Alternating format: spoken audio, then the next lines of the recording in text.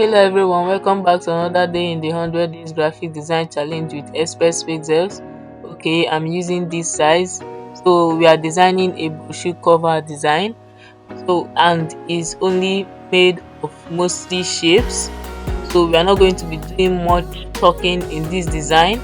We are just going to be adding shapes, adjusting shapes using our control key. So I'll just bring in resources I'll be using for this design. I'll drag it into Photoshop like this. Okay, I'm just going to hit enter. Then I head back to layers. I'm going to close up the eyes of the ones I'm not using now, and then I'm just going to adjust this. Okay, when I'm done adjusting this, you see how I'll add my rectangle. So as I said earlier, it's basically shapes, so there's nothing much we are doing in this design. Okay, so I will just put in the music so that as you watch, you enjoy the video and watch to the end, and I will see you in the next design. I will also show how I did the mock-up.